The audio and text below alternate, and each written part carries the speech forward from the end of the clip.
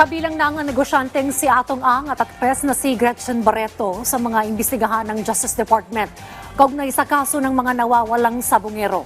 Samantala, naghain na ng patong-patong na reklamo si Ang laban sa whistleblower na nagdawit sa kanila. Yan ang ulat ni Vel Custodio. Kinumpirma na ni Justice Secretary Jesus Crispin Remulla na kasama na sa kanilang investigasyon hingil sa mga nawawalang sabungero ang business tycoon na si Charlie Atong Ang at aktres na si Gretchen Barreto matapos nabanggit ang kanilang pangalan ng tumatayong testigo na si Julie Patidongan alias Totoy bilang umano'y alpha members na posibleng maging person of interest. Mapapasama sila kasi nga pinangaranan sila, then we will have to include them as a suspect. Hindi rin apektado ang DOJ sa panawagan ni Atong Ang na huwag pakinggan si Patidongan. Nininaw naman ni Remulla, hindi sila basta-basta sasampahan ng reklamo kahit pa lumutang na ang kanilang mga pangalan. I-evaluate yan ng fiscals, ang ating group of fiscals who will be assigned to evaluate all the evidence so that we will know what cases to file properly.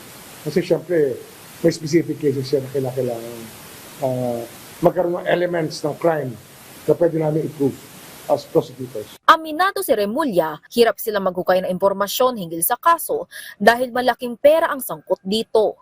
Mabigat lang talaga itong laban dito kasi nga sobrang daming pera at sobrang daming koneksyon. Sinasabi ko nga, we are here holding the faith. Kasi ang tingin namin talaga rito, isa lang naman nakakampi namin dito, taong bayan. Bukod kay Ang at Barreto, may iba pang alpha members na nasa 20 na sa likod ng kaso ng missing sabungeros ayon kay alias Totoy. Actually, there are 20 people in the alpha list. Ang tinatawag na alpha list, yun yung alpha group ng Isabong. The alpha group is the main group that run the show at Isabong. Samantala, nagsampa na ng kaso si Atong Ang sa tanggapan ng Mandaluyong City Prosecutor's Office kaninang umaga sa whistleblower sa kaso ng mga nawawalang sabungero na si Julie Patidongan alias Totoy o alias Dondon at Alan Bantiles alias Brown. Doon, mag-isip ka doon. Kung ano man ang mga... huwag ka na magsinungaling. Tinuri kita parang anak ko eh. Hindi ko alam na ganyan ka kasama. Pati ako, papatayin mo pa, kikidnapin mo pa ako.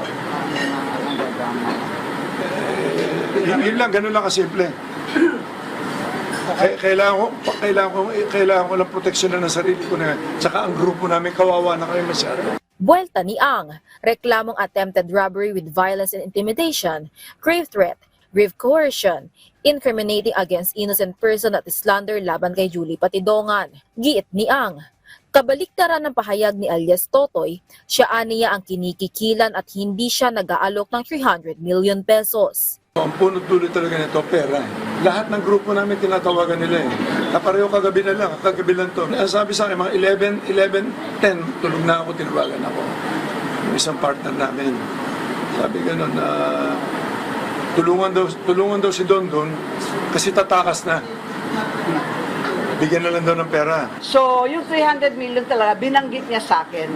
At in fact, tinanong niya ako kung kumusta daw yung boss. Sabi ko, wala namang nasasabi. Sabi niya sa akin na galit na galit daw sa kanya, pinagmumura siya. Talagang pinagmumura, galit na. Sabi ko, ano naman, bakit? Kasi na-mention nga daw niya yung 300, bayaran na lang daw si Dondon para makaalis na sa... Mariin rin niyang itinatanggi ang anumang pagkakaugnay sa mga di umano'y iligal at karumal-dumal na gawain. Matagal na rin aniya siyang nakikipagtulungan sa mga otoridad mula nang magsimulang investigasyon patungkol sa mga missing sabungeros. Alaman namin rin sa aming investigation na meron siyang separate na business na hindi alam ni Sir Atong Ang. Sa separate na business na yan, doon siya gumagawa ng pera, illegal operations. Meron din siyang, siguro ang tawag ko doon, private army, napakadaming security guards, napakadaming firearms. Kaya natatakot, yung mga alam ang ginagawa nitong Dondon na to, ay natatakot mag-come forward because may sariling operations itong si Dondon na yan at takot na takot sila. Ngayon na sabi ni Secretary of Justice that he will help in bringing out the truth, ganun ang mangyayari. No? We will fully cooperate with the Secretary of Justice, with the investigating officers, and with the Supreme Court kung darating na doon.